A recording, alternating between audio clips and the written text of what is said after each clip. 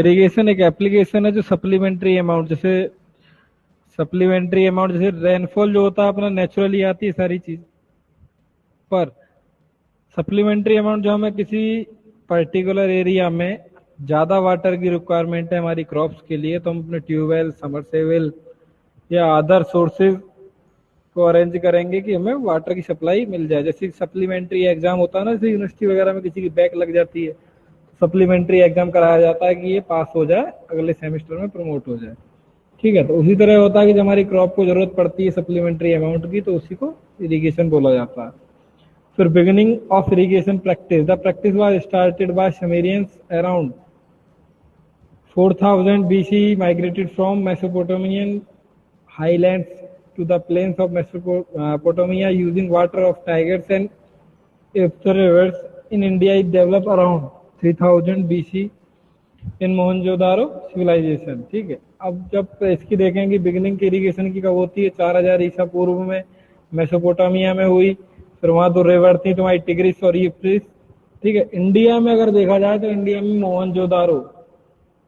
Mohenjodaro movie वगैरह भी देखी होगा तुमने, हिस्ट्री वगैरह भी पढ़ी होगी, तो सिंधु नदी जो अब भी बहती है, सिंधु नदी, उसके किनारे बसा हुआ था ये पूरी सिविलाइजेशन, उसके किनारे सभ्यता बसी हुई थी, सिंधु नदी के किनारे। और एंड में जब सिंधु नदी में बाढ़ आई तो उसी वजह से वो पूरी सभ्यता खत्म हो गई थी। ठीक है, अब टाइप्स ऑफ इरिगेशन है नेक्स्ट अपना। तो इरिगेशन उसमें तीन तरह हमने क्लासिफाई किया, uncontrol flood method, control flood method और प्रेशराइज्ड इरिगेशन सिस्टम। ठीक है, तो अनकंट्रोल फ्लड मेथड, ठीक है, अब ये सारे अपने पास अलग अलग मेथड हैं। ठीक है, अब इसे इस तरह समझो,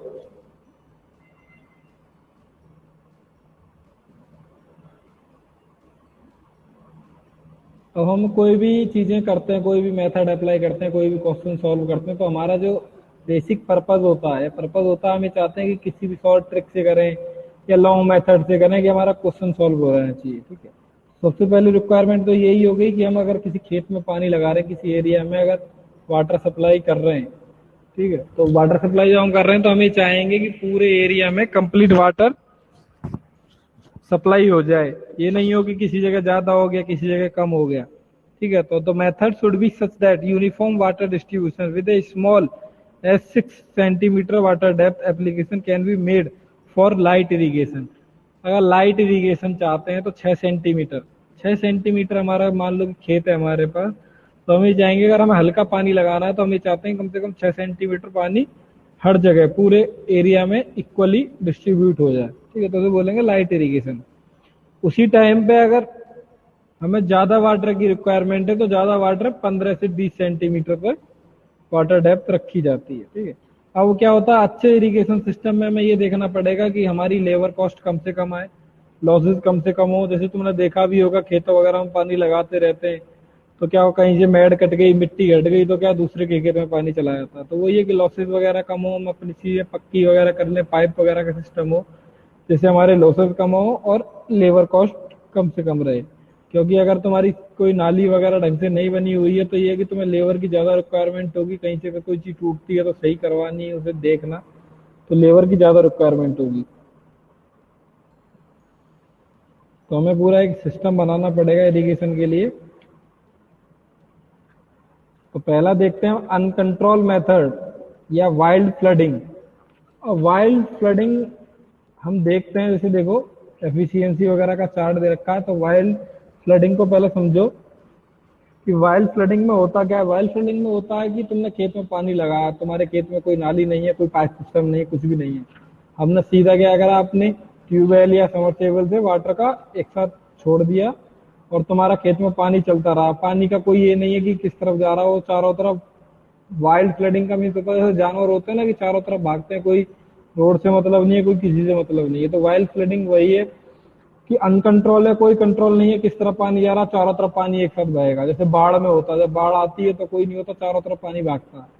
तो अनकंट्रोल फ्लडिंग यही है कि पानी पे कोई कंट्रोल नहीं है, पूरे में वाटर फ्लो हो रहा है। ठीक है, अब एफिशिएंसी इसकी 20 से 30% तक होती है। डेंस क्रॉप, डेंस क्रॉप का मीन्स इस तरह होता है कि जो फसल खेत में अलग अलग ना होके आपस में जुड़ी पड़ी है, पूरे खेत में फैली पड़ी है, वहां तो ये अच्छा होता है कि चारों तरफ पानी भर रहा तो बढ़िया है। पर कोई तुम्हारी इस तरह की क्रॉप है जिसमें तुम्हारे थोड़ी थोड़ी डिस्टेंस पे चीजें हो रही हैं, जैसे मान लो कि तुम्हारे कोई बाग है, आम वगैरह हो रहे हैं, तुम्हारे कोई सेब वगैरह के पेड़ वगैरह हैं, तो उसमें होता है कि एक साथ चुपके हुए तो होंगे नहीं, थोड़ी थोड़ी बीच में डिस्टेंस होगी, वहाँ वाइल्ड फ्लडिंग बेकार हो जाती है। वहाँ में drip system, sprinkle system use करना पड़ता है कि केवल उसी जगह जहाँ पर जड़ है वहीं पानी जाए। फिर कंट्रोल फ्लडिंग है अपनी नेक्स्ट।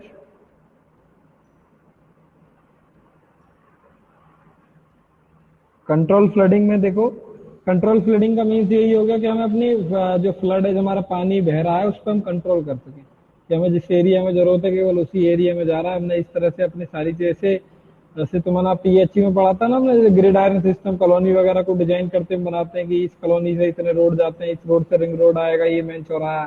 तो उसी तरह हमने अपना पूरे पूरे खेत को इस तरह से डिजाइन कर रखा है कि हम इस तरफ पानी छोड़ेंगे तो केवल इस तरफ जाएगा, इसी खेत में पानी भरेगा, दूसरे खेत में पानी नहीं भरेगा। ओके, तो ये अपना हो गया कंट्रोल फ्लडिंग। इसकी एफिशिएंसी ज्यादा होती है, 30 से 50%, और डेंस क्रॉप में काम आता है।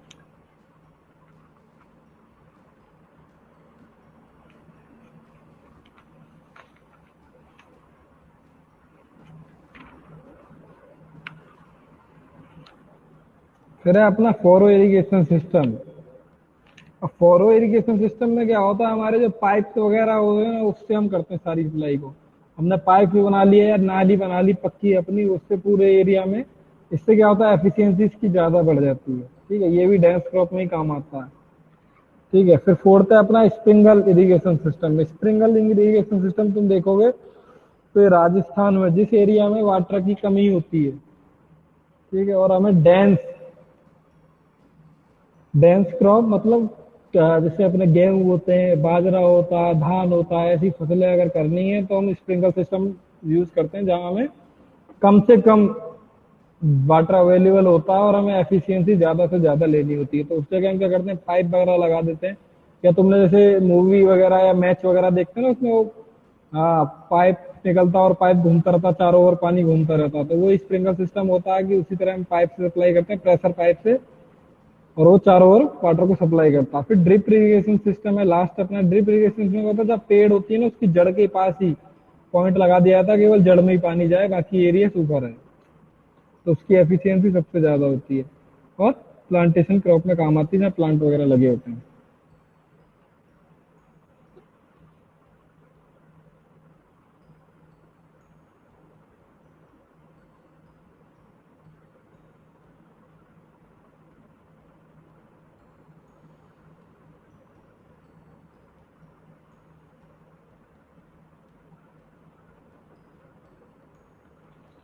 अब global scenario of water availability देखेंगे कि पूरे वर्ल्ड में कितना वाटर अवेलेबल है। ठीक है, तो वर्ल्ड में देखते हैं global water, central water commission CWC ने 1996 में बताया कि 1385.5 मिलियन क्यूबिक किलोमीटर एरिया में, वर्ल्ड के इतने एरिया में वाटर प्रेजेंट है। इसमें सॉल्ट वाटर है 1348 मिलियन क्यूबिक किलोमीटर, और फ्रेश वाटर है केवल 37.5 मिलियन क्यूबिक मीटर। ठीक है, अब खेतों में भी अपना ये सकता है कि सॉल्ट वाटर तो लगा नहीं सकते, नहीं तो मिट्टी खराब हो जाएगी, फसल तो होंगी नहीं। ठीक है, अब इसमें दे रखा है देखो, पोलर आइस एंड ग्लेशियर से अपना फ्रेश वाटर आता है 7.25, सॉइल मॉइस्चर और एटमोस्फेयर वेपर से आता है 1.9, फ्रेश वाटर अपना टोटल 37.5 है। ये ग्राउंड वाटर से अपना आ जाता है 800 to 40,000 metre, 12.6%, water in lakes में 0.3%, और ग्राउंड वाटर 10% है। ठीक है, अब irrigated area at glance in some important countries. ठीक है, अब इंडिया में क्या है, नेट इरिगेटेड एरिया है तुम्हारा मिलियन हेक्टेयर में देखेंगे 59 मिलियन हेक्टेयर। ठीक है, 1 मिलियन में तुम्हारे 10 लैक्स होते हैं। ठीक है, और percentage net cropped area occupied by the irrigated area 34.70% है। ये जो नेट इरिगेटेड एरिया है 59 मिलियन, उसका परसेंटेज ऑफ नेट क्रॉप 34%, उसी से क्रॉप आती है। स्कोप देखा जाए तो वास्ट स्कोप है कृषि में, मतलब खेती में बहुत बड़ा स्कोप है इंडिया में। चाइना 53.74% नेट इरिगेटेड एरिया है, 10% इसका क्रॉप्ड एरिया है। अच्छा स्कोप है, यूनाइटेड स्टेट्स में भी अच्छा स्कोप है, पाकिस्तान में इजिप्ट में देखेंगे 3.30, और खेती केवल 3.30 मिलियन एरिया जो हेक्टेयर खेती के लिए है, और 100% पे चलता, कोई स्कोप नहीं, इसके बाद वो खेत बढ़ा नहीं सकते। पर इंडिया में ऐसा है कि 59% तो है, उसका हम यूज करते हैं केवल 34 का। ठीक है, 34 मिलियन हेक्टेयर का हम यूज करते हैं, 59 का भी यूज नहीं करते खेती के लिए। ठीक है, तो स्कोप अच्छा है आगे।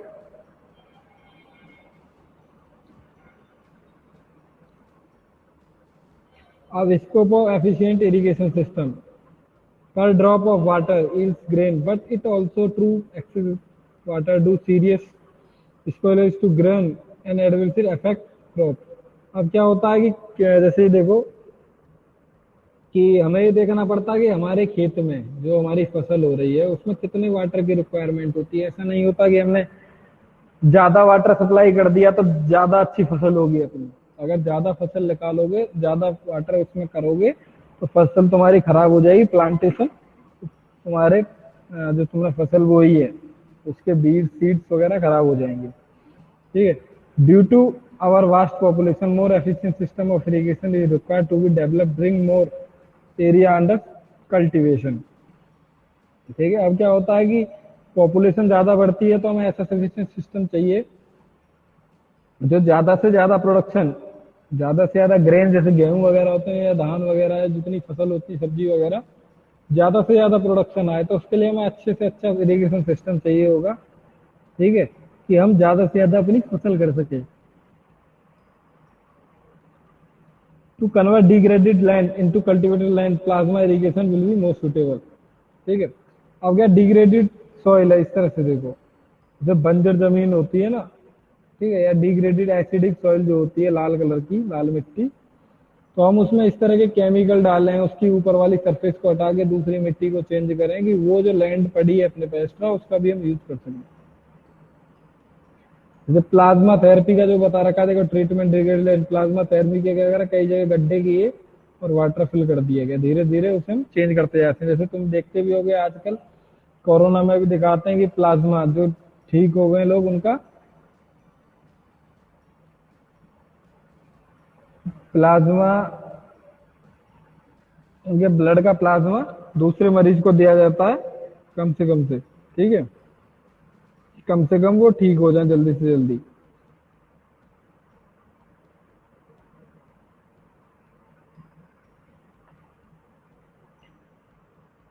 सम फैक्ट अबाउट इरिगेशन। ठीक है,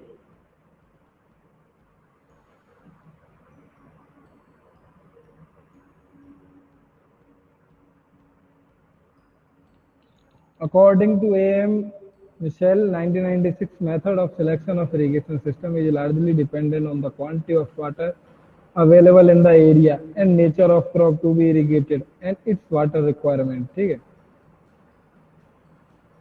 अब ये देखा जाता है कि किसी एरिया में, ठीक है, किस तरह की फसल होती है। अब जैसे हर जगह होता है, जैसे देखा जाए तो तुम्हारे बिहार और बंगाल में धान बहुत होता है, चावल की खेती बहुत होती है। ठीक है, तो उसी एरिया में ये देखा था कि वाटर की रिक्वायरमेंट कितनी है, वहाँ बारिश भी ज्यादा होती है, नदियां भी ज्यादा है। ठीक है, उसी तरह अपना अगर वेस्ट यूपी में देखा जाए तो गेहूं वगैरह बहुत होता है। ठीक है, इधर मेरठ मुजफ्फरनगर इस तरफ चले जाते हैं तो वाटर की कोई कमी नहीं है, गंगा और यमुना के बीच का वाला क्षेत्र है वो पूरा। तो उसमें ये होता है कि गन्ना, शुगर कैन वगैरह ज्यादा होते हैं। ठीक है, तो ये देखा जाता है कि किस तरह का वहाँ नेचर है, किस तरह की तुम्हारी क्रॉप है और किस तरह की वाटर इसकी रिक्वायरमेंट है, इस एरिया में कितना वाटर होता है। Most efficient system till date drip irrigation system is developed in Israel 1960 and spreading all over world, but high capacity investment is a requirement and design as illustrated by the systematic diagram shown below। ठीक है, अब क्या है कि जो drip irrigation system है, drip irrigation system में क्या होता है कि इसराइल में डेवलप हुआ 1960 में, फिर पूरी दुनिया में फैल गया। ठीक है, पर इसमें ये होता है कि हाई कैपिटल, ज्यादा पैसे की रिक्वायरमेंट होती है, क्योंकि पाइप हर जगह लगानी पड़ती है। ठीक है, फिर मोटर लगानी पड़ती है प्रेशर से सप्लाई करने के लिए। अब वेरियस मेथड ऑफ सिस्टम देखते हैं। बॉर्डर इरिगेशन है, ठीक है, स्प्रिंकल सिस्टम इस तरह से चलता है, देखो पूरी तरह फुब्बारे की तरह चलता है। ठीक है, वेटिंग पैटर्न रिक्वायरमेंट ये है। प्लाज्मा इरिगेशन मेथड ये है। ठीक है, चेक बेसिन सिस्टम ये है, फोरो इरिगेशन सिस्टम ये है। ये फोरो इरिगेशन सिस्टम तुम देखते हो जैसे आलू जब होते हैं ना तब लगा देते हैं, पूरे में पानी भर दिया जाता है। ड्रिप इरिगेशन सिस्टम ये होता है, चारों ओर पाइप लगा दिए जाते हैं और फिर प्रेशर के साथ सप्लाई किया जाता है, तो अपना जड़ों पर ही सप्लाई करते हैं, केवल रूट्स पर।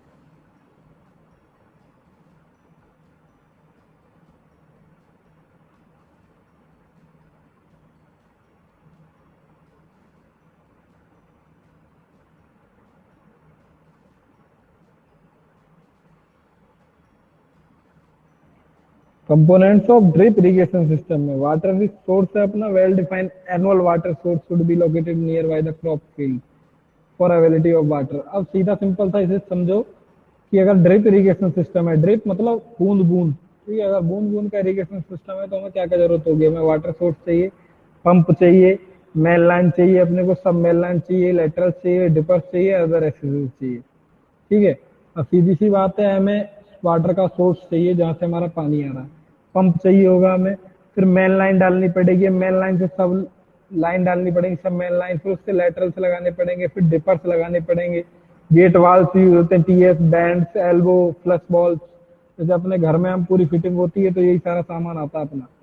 ठीक है, कि मेन लाइन से सप्लाई से पानी आता है, फिर सब मेन लाइन से घर में आती है, फिर मेन लाइन के बाद लेटरल लाइन से जाती है अपनी। ठीक है, फिर हमारी टोटी वगैरह लगती है जिससे हम बाल्ब वगैरह खोल लेते हैं, फिर बाल्ब लगते हैं, बैंड्स लगते हैं, एल्बो लगती है, फ्लश बाल्ब लगते हैं, उसी तरह से चीजें। ठीक है, तो इसे देख लो कि वाटर सोर्स है, well defined annual water source should be located nearby the crop field for availability of water. The pump should be selected according to water demand and head requirement to lift the water from the source to the field. Mainline PVC pipe, the pipeline fitted with the delivery pipe of the pump direct to convey the water. Some mainline PVC pipe है the reduced diameter line attached to mainline to deliver water to the laterals. The lateral, the pipeline which is laid down in entire crop field to cover entire crop field on which emits are fitted to discharge water to the plants. Dripper the component through which water is applied to the organic material. Other accessories में gate वाल, TS, bends, elbow, plus बांध। मतलब ये सारी fitting का सामान है जो हमें जरूरत पड़ेगी। ठीक है,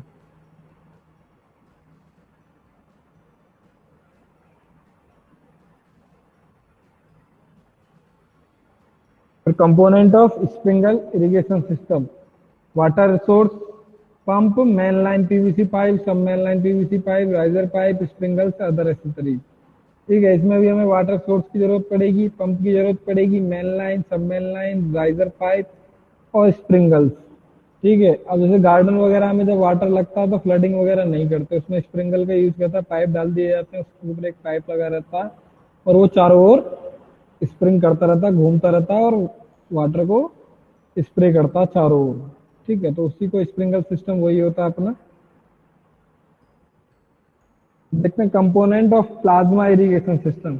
प्लाज्मा इरिगेशन सिस्टम में वाटर सोर्स है तुम्हारा well defined annual water source should be located near by the crop field for availability of water. Pumps should be selected according to the water demand or head required to lift water from the source to the field.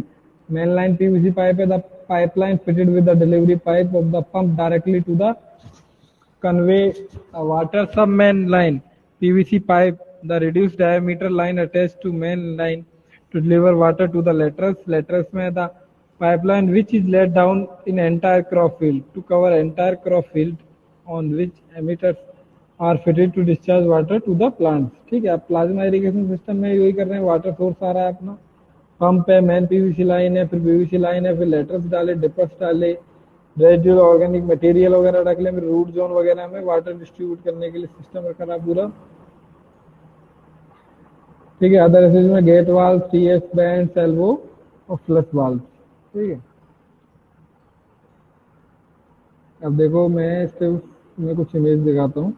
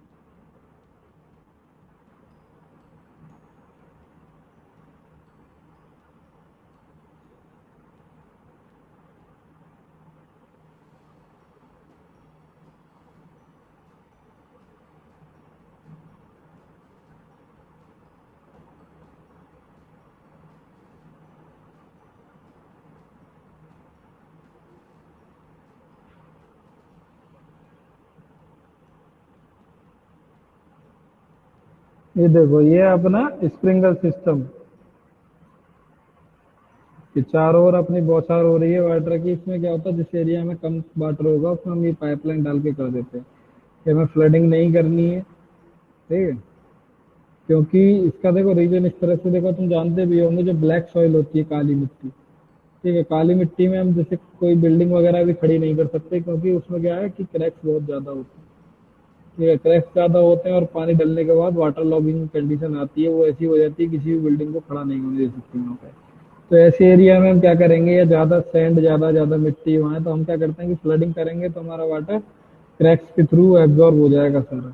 तो sprinkler system ऐसे system जगह रखते हैं कि जो केवल ऊपर ऊपर हमारी जड़ में आए, पर ऐसी जगह पे हम ज्यादा हैवी रूट्स वाली कोई फसल क्रॉप्स नहीं कर सकते। हम ऐसी जगह करेंगे जैसे चने वगैरह होते हैं, दाल वगैरह होती है, या सरसों का पेड़ तुमने देखा ही होगा, उसमें ज्यादा बड़ी जड़ नहीं होती, जिसकी ऊपर ही जड़ होती है वहाँ स्प्रिंकलर सिस्टम कर लेते हैं।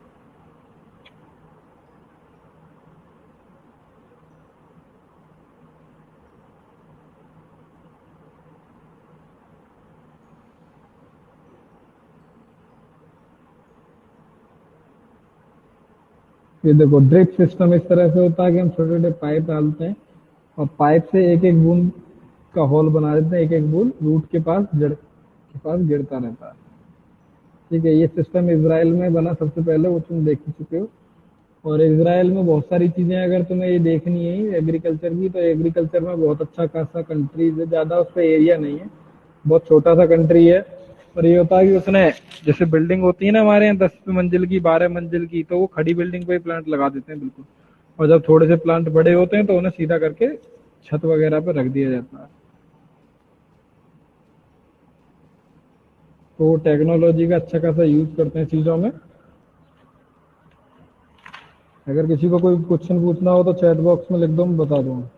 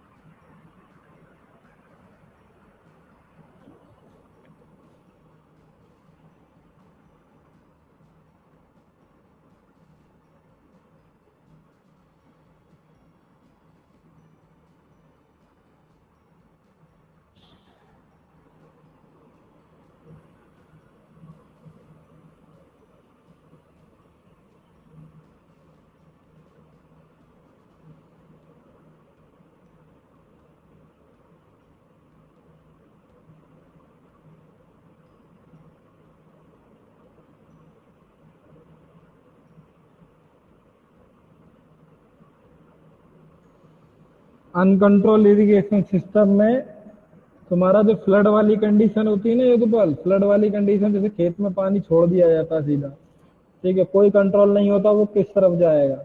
या तुमने देखा भी होगा, जैसे अपने लोकल में क्या करते हैं हम, खेत को लेवल कराते हैं। ठीक है, वो तुमने देखा भी होगा, जैसे कि सिस्टम होता है, रडार जैसा सिस्टम लगा रहता है, वो लेवलर आता है और पूरे को लेवल कर देता है कि हम अपनी कहीं नीचे ऊपर जमीन ना हो, तो जिससे हमारा वाटर हर जगह फ्लो हो जाए। ठीक है,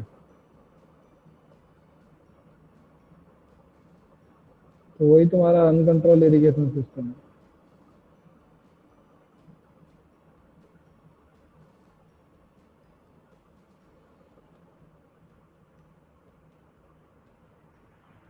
अब देखते हैं कि वाटर रिक्वायरमेंट्स ऑफ क्रॉप।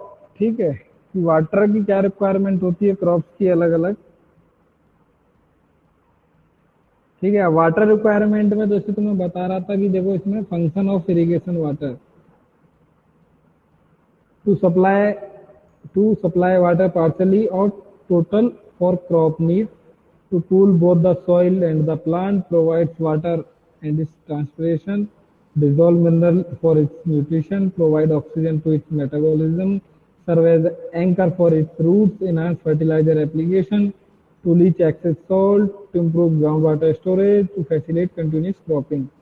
ठीक है, अब देखो कि एक अच्छे वाटर से, मतलब अच्छी क्वालिटी का अगर वाटर तुम्हारे पास है, ठीक है, या इस तरह से समझो कि हमने कोई फसल बो रहे हैं अपने खेत में, तो हमें किस क्वालिटी का वाटर चाहिए, कि वो वाटर में क्या क्या प्रॉपर्टीज होनी चाहिए। ठीक है, तो ये देखा रहेगा to cool both the soil, मिट्टी को भी ठंडा रखे और प्लांट को भी ठंडा रखे। ठीक है, provides water for transpiration, water साफ होना चाहिए, गंदा वाटर नहीं होना चाहिए। उसके अंदर जो डिजॉल्व मिनरल्स होते हैं, जैसे हमने अपना पीएचई में पढ़ा था कि उसमें सॉल्ट वगैरह, calcium mineral, Magnite, turbidity tax वगैरह जो करते थे। तो ये सीधी सी बात है, अगर जिस वाटर को हम पी सकते हैं उसे प्लांट भी पी सकता है अपना, अच्छी तरह हो सकता है। तो ये उसका पीएच लेवल वगैरह सारी चीज सही होनी चाहिए, कोई एसिड नहीं होना चाहिए, कोई सॉल्टी नहीं होना चाहिए। Provide oxygen for it metabolism, अगर उसमें ऑक्सीजन अच्छी खासी प्रेजेंट है, जैसे 4 ppm हम लेके चलते हैं अगर उसमें है, तो जो ट्रीज है या फिर कोई भी प्लांट लगा है उसका मेटाबॉलिज्म वो अच्छी तरह बढ़ेगा, अच्छा होगा। Serve as anchor for its roots, उसकी जड़ के लिए भी अच्छा होना चाहिए। To enhance fertiliser application, fertilisation, fertiliser जैसे हम खेत में खाद वगैरह लगाते हैं ना, यूरिया, डीएपी वगैरह, ठीक है, उसकी कम से कम जरूरत पड़े। अगर अच्छा वाटर है, अच्छी हमारी सॉइल है, तो हमें उससे कम से कम जरूरत पड़ेगी। ठीक है, तो अगर फर्टिलाइजर हम उसके बाद भी लगाते हैं तो उसे अच्छा खाता है। जैसे सॉल्टी वाटर है तुम्हारे एरिया में और तुम उसे अपने खेतों में लगाते हो, तो क्या कंडीशन आएगी, तुम उसमें खाद वगैरह लगाओगे तो वो खाद और खराब हो जाएगा। खाद के कहते हैं ना कि जो हमारी दवाइयाँ वगैरह आती हैं खेत के लिए, उसे वो कहते हैं कि उस डब्बे को भी हाथ, मतलब उस जमीन में गाड़ देते हैं डब्बे को, क्योंकि उसके अंदर इतने ज्यादा हार्मफुल होती हैं चीजें कि एक तरह से जैसे बोलेंगे ना, पॉइजन, जहर होता है completely. To leach excess of salt, जो सॉल्ट का जो इफेक्ट होता है, जो नमकीन इफेक्ट है अपना, उसे कम से कम कर दे water. To improve ground water storage, ठीक है, अगर वाटर अच्छी कंडीशन में अच्छा वाटर है तो ग्राउंड वाटर स्टोरेज भी बढ़ाएगा। टू फैसिलिटेट कंटिन्यूस क्रॉपिंग, ठीक है, अगर वाटर की क्वालिटी अच्छी है तो हम एक फसल के बाद दूसरी फसल कर सकते हैं लगातार कंटिन्यूस फ्लो में।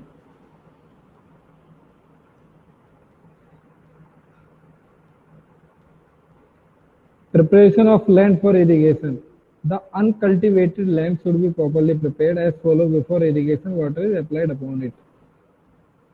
ठीक है, अब क्या होता है कि हमें अपने को लेके खेत में खेती करनी है, तो हमें पहले सबसे पहले लैंड से, कि हमारे लैंड में ये हो रहा है कि जैसे पेड़ पौधे हो गए, घास वगैरह ज्यादा हो गई है, तो सबसे पहले कहते हैं ट्रैक्टर से हम जुताई कराते हैं, खेत को कल्टीवेट कराते हैं पूरे खेत को, सारी चीजें साफ करते हैं। तो सबसे पहले वही साफ करना पड़ेगा हमें, उसे लेवल करना पड़ेगा, कहीं गड्ढे वगैरह हैं वो भरने पड़ेंगे, सारी सरफेस को इवन करना पड़ेगा।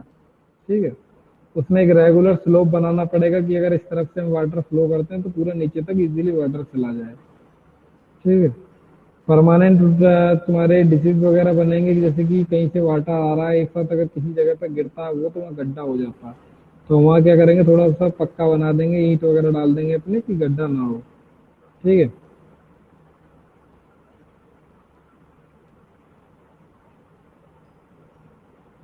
अगर वाटर लॉगिंग वगैरह की कंडीशन आती है, कहीं वाटर रुक जाता है या इकट्ठा हो जाता है, तो उस वाटर को निकालने का भी अरेंजमेंट करेंगे। ठीक है, अब इसमें देखो जो लिख रहा है, जैसे ये सारी चीजें तो मैंने बता दी, एक बार पढ़ के और बताया था तुम्हें। The uncultivated land should be properly prepared as follow before irrigation water is applied upon it.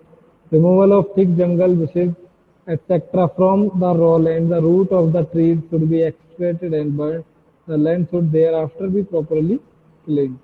ठीक है, अगर कोई पेड़ वगैरह जंगल टाइप में है तो उस चीज को पूरा साफ करेंगे, उसकी जड़ वगैरह काट दिया जाएगा या जला दिया जाएगा। The land should be made level, high pitches should be scraped and depressions filled. Unless this is done, water will fill the depression and duty may be too high. The land should be provided with regular slope in the direction of falling gradient. The land should be divided into suitable plots by small leaves according to the method of irrigation to be practiced. Permanent supply dishes and water courses should be excavated at regular spacing which facilitate proper distribution of water to the entire field.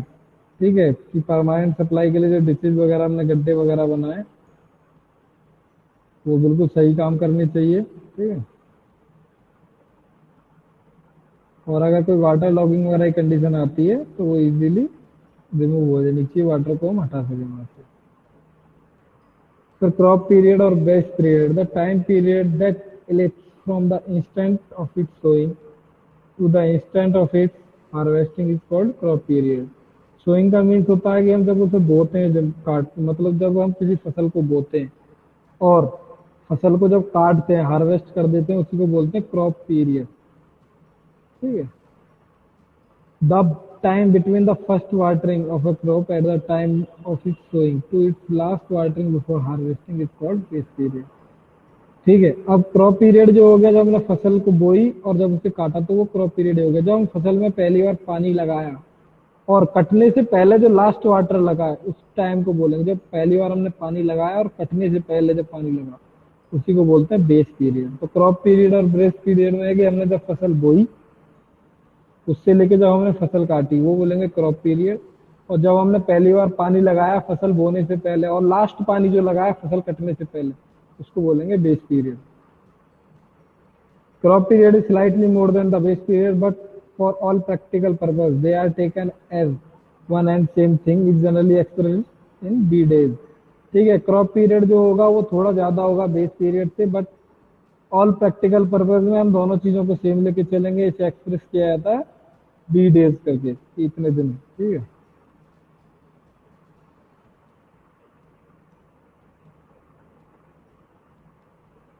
Some definition में gross command area GCA, the total area lying between the drainage boundary which can be committed or irrigated by the canal system or water course is known as gross command area। कि वो area जो हमारी drainage boundaries के अंदर आता है, दोनों तरफ नहर वगैरह चल रही है, हमारे सारे सिस्टम लगे हुए हैं, उसके बीच के एरिया को बोलेंगे gross command area. Cultural command area जिसमें हम खेती कर सकते हैं। ठीक है। कल्चरल एरिया में हो जाएगा the area on which crop is grown at a particular time of crop season. Cultural cultivated area हो गया जो किसी सीजन में किसी एरिया में जो फसल होती है। Cultural uncultivated area, the area on which no crop grown the particular time of crop season.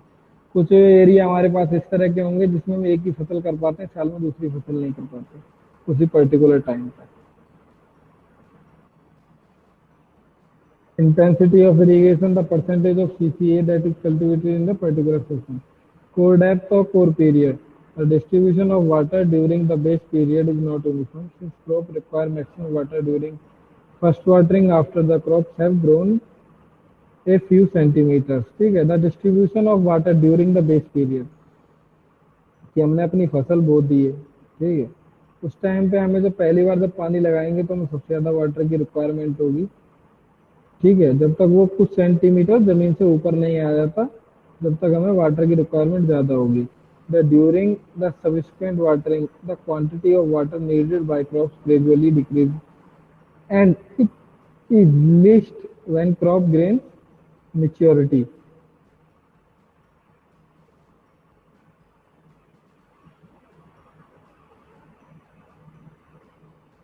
During the subsequent watering, जब हम पानी लगाते रहते हैं खेतों में, ठीक है, तो पानी लगने लगता, पहला पानी लग गया, दूसरी बार पानी लगा रहे हैं, तीसरी बार, तो हम जब तक वो क्रॉप मेच्योर नहीं हो जाती, बड़ी नहीं हो जाती, जब तक उस पानी को लगाते रहते हैं और ग्रेजुअली डिक्रीज करते जाते हैं। पहले ज्यादा लगेगा, फिर थोड़ा कम लगेगा, फिर थोड़ा कम लगेगा, फिर थोड़ा कम लगेगा। The first watering is known as kor watering. जब पहली बार पानी लगाया तो उसे कोर वाटरिंग बोलते हैं।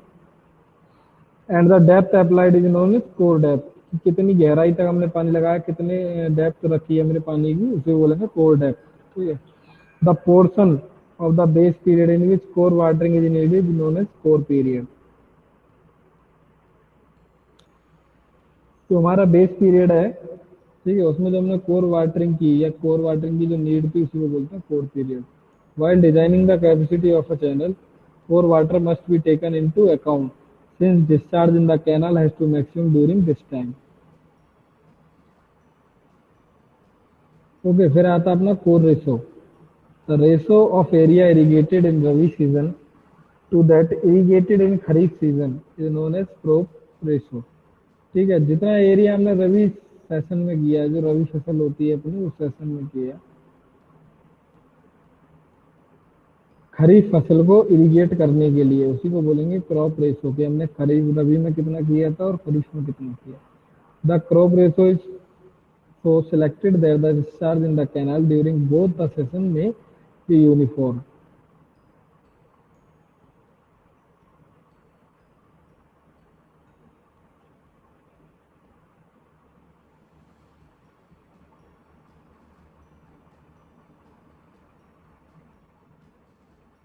और डेल्टा देखते हैं, each crop requires a certain amount of water after a certain fixed interval of time throughout its period of growth. ठीक है, अब हर फसल एक अमाउंट वाटर का रिक्वायरमेंट होती है, कुछ इंटर कुछ कुछ टाइम पे। ऐसा तो होता नहीं है हम खेतों में लगातार पानी लगाते हैं, हमें ऐसा था कि हमें 10 दिन बाद पानी लगाना, 15 दिन बाद पानी लगाना। The depth of water required every time generally varies 5 to 10 centimetre depending upon the type of crop. हम ये डिपेंड करता है किस तरह की फसल है, पर हम जनरली वेरीज करते हैं 5 से 10 सेंटीमीटर पानी लगाते हैं एक बार में। If this tap of water required 5 times during the base period, then the total water required by the crop is full growth will be 5 multiplied by each time of depth. The final figure will represent total quantity of water required by the crop with full fledged nourishment. ठीक है, अब इस तरह से देखो, it is the depth of water required 5 times during. अब माना कि हमने 5 बार खेत में पानी लगाना है, तो हम इसका टोटल वाटर रिक्वायरमेंट निकालेंगे इसकी होने के लिए। टोटल वाटर रिक्वायर्ड में क्या कर देंगे कि हमने माना कि हमने 5 सेंटीमीटर पानी लगाया 5 बार। ठीक है, तो फाइनल फिगर क्या हो गया, मल्टीप्लाई कर देंगे 5 से जितनी बार हमने पानी लगाया, जितनी डेप्थ में कि 5 25। ठीक है, तो हम ये बोलेंगे कि हमारा 25 मिलियन क्यूबिक फीट पानी हमने लगाया। ठीक है, एग्जाम्पल दे रखा है, देखो, if rise require about 10 centimetre depth of water is an average interval of about 10 days। The crop period of rise is 120 days। Find the delta of rise. ठीक है, इस एग्जाम्पल को देखो, फिर मैं बता देता हूँ।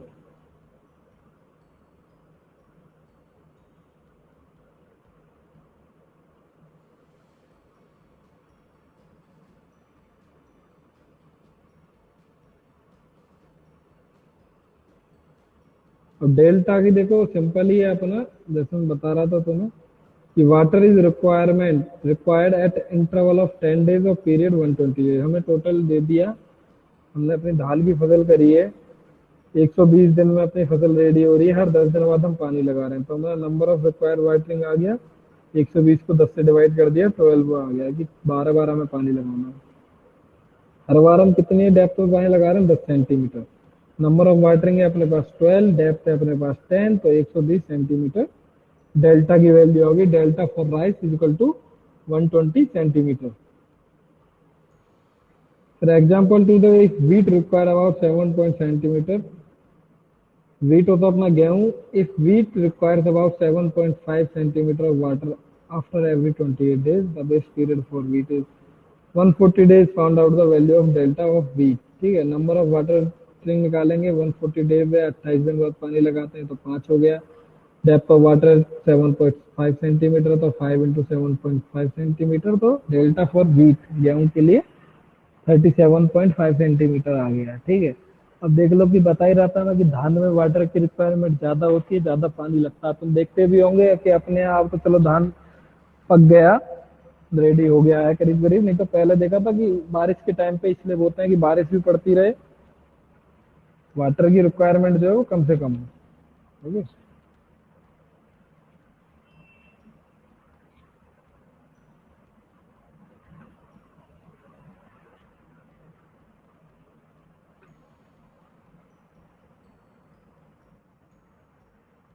Average approximate value of delta of certain important crops इन पाकिस्तान। ठीक है, अब पाकिस्तान का दे रखा है इसमें,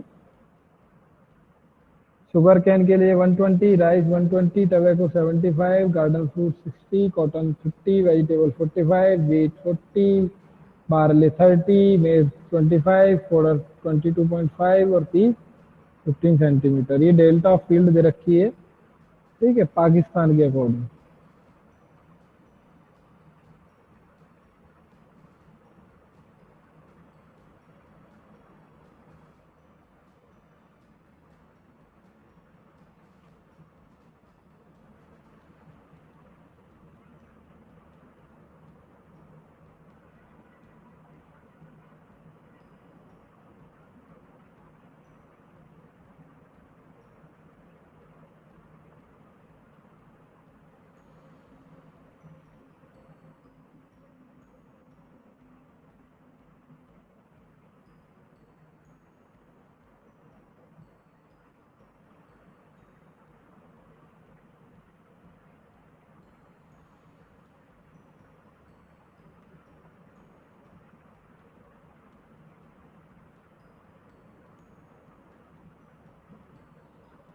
यदुपाल, जो अपना क्रॉप रेशो है ना, या क्रॉप एरिया जो भी है, वो अपना होता है कि जो एरिया इरिगेटेड करते हैं, जैसे अपने रबी की फसल होती है, अपनी सर्दियों में रबी की फसल होगी, फिर खरीफ की फसल आएगी, इसके बीच में हमने कितने एरिया को इरिगेट कर लिया, कितने एरिया में पानी लगा दिया गया, उस टोटल एरिया को बोलते हैं तुम्हारा क्रॉप रेशो। कि हमारी रेशो क्या था क्रॉप का, हमने कितने एरिया को रबी सेशन टू खरीफ सेशन में कितने एरिया को इरिगेट किया, इसी को बोलते हैं क्रॉप रेशो।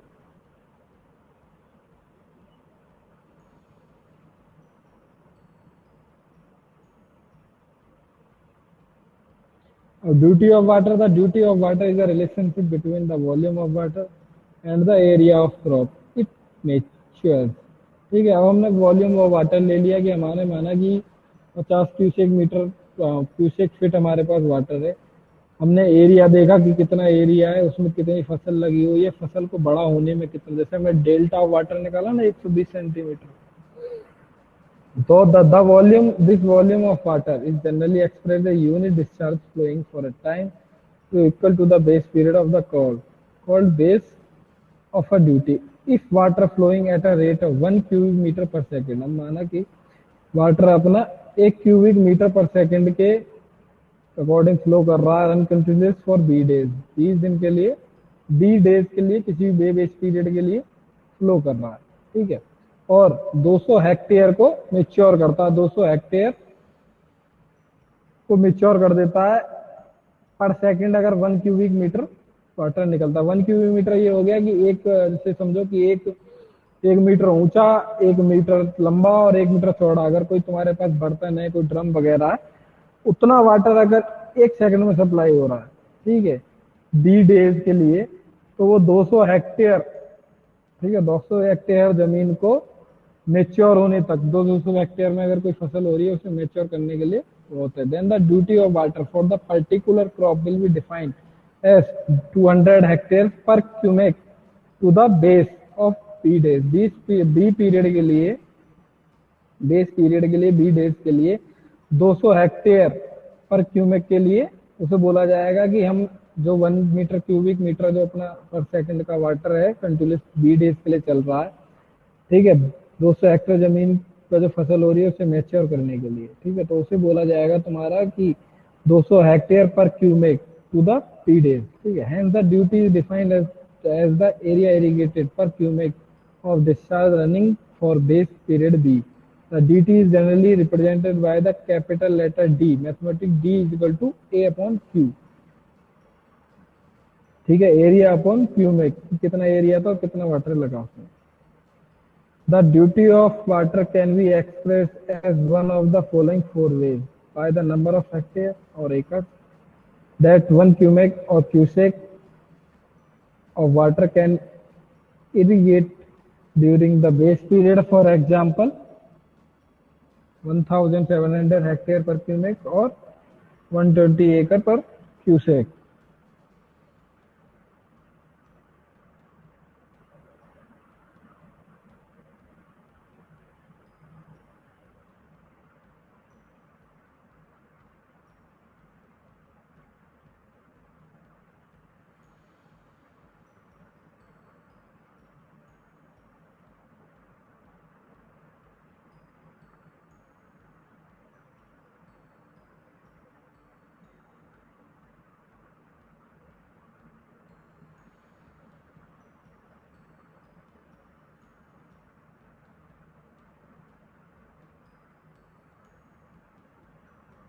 एक मिनट रुकना, अभी 1 मिनट बस।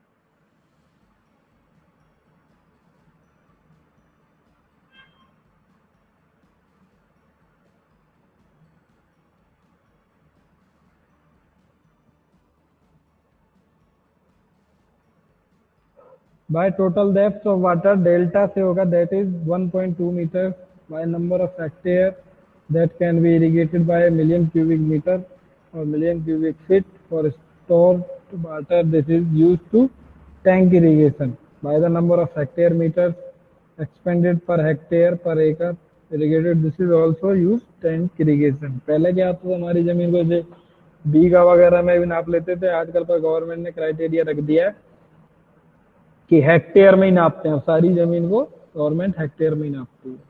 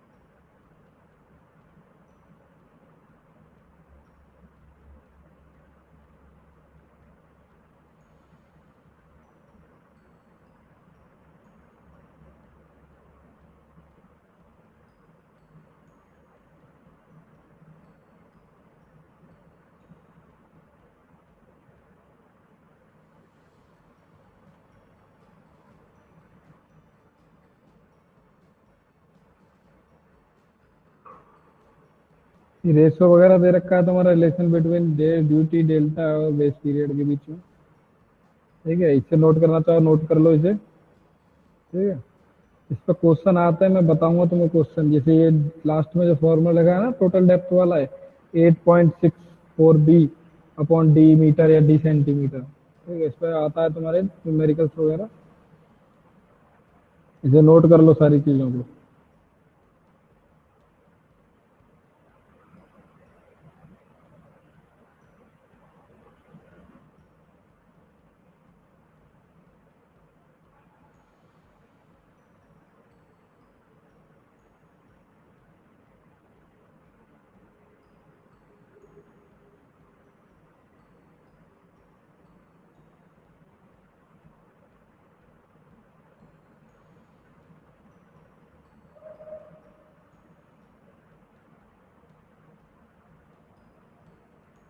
ये राम बालक में तो कन्वेंशनल या कन्वेक्टिव जो प्रेसिपिटेशन होता है ना, उसमें ये होता है कि जब सूरज से ज्यादा रेज, एयर रेज होती है, गर्म हवा जब ज्यादा चलती है, तो उसमें क्या होता है, जो समुद्र में सी वाटर होता है या फिर रिवर वाटर जो होता है, वो धीरे धीरे वेपर्स की तरह ऊपर उठता है, और जिससे जो बादलों से जो बारिश होती है वही अपनी कन्वेक्टिव प्रेसिपिटेशन है।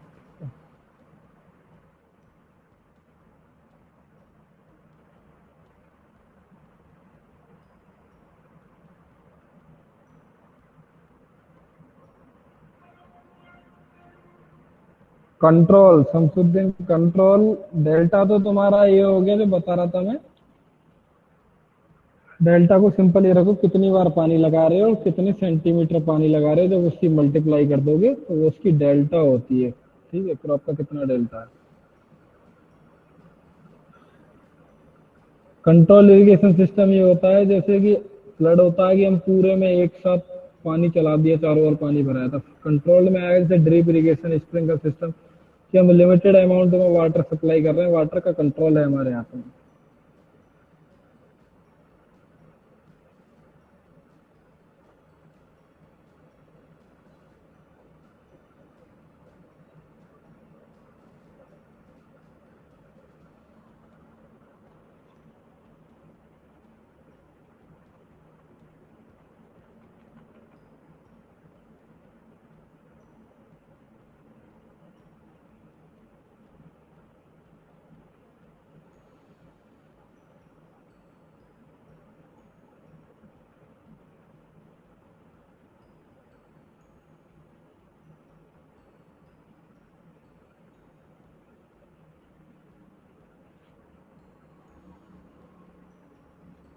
नोट कर लिया?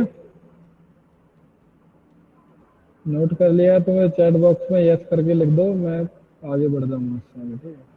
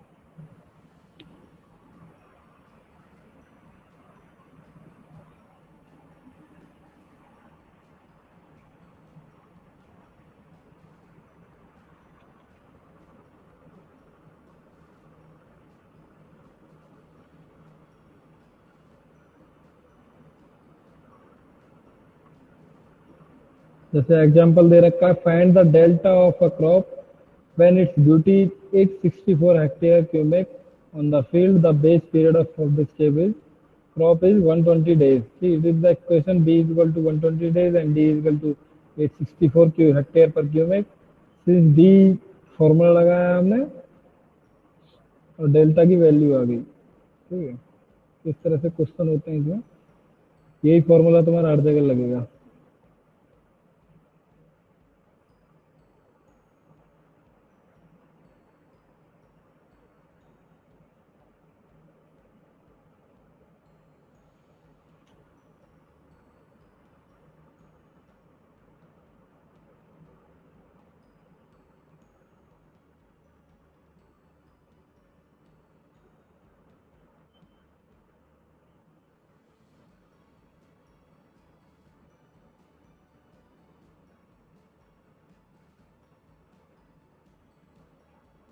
अब देखते हैं फैक्टर अफेक्टिंग ड्यूटी, ठीक है?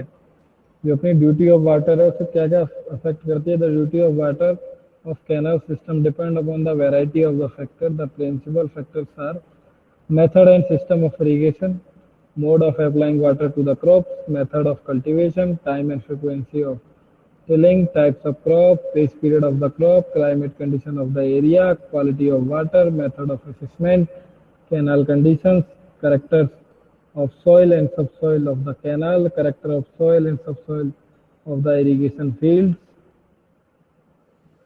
ठीक है? तो ये फैक्टर अफेक्ट करेंगे ड्यूटी को कि किस तरह का मेथड और सिस्टम यूज कर रहे हो इरिगेशन में, किस तरह से वाटर लगाया जा रहा है क्रॉप में, क्या कल्टीवेशन है, किस तरह से खेत में ट्रैक्टर्स वगैरह जुताई वगैरह चल रही है, टाइम ऑफ फ्रिक्वेंसी क्या है टिलिंग वाटर लगाने के लिए, किस तरह की फसल हो रही है, बेस पीरियड क्या है फसल का, क्लाइमेट कंडीशन कैसी है इस एरिया की, क्वालिटी ऑफ वाटर क्या है, मेथड ऑफ असेसमेंट क्या है, कैनाल कंडीशन कैसी है, करेक्टर ऑफ सोइल, सोइल किस तरह की है, करेक्टर ऑफ सॉइल सब soil of the irrigation field, जिस फील्ड में पानी लगाना उस तरह की कैसी सॉइल है, या जिस कैनाल से वाटर आता है उस कैनाल में किस तरह की सॉइल है, ठीक है?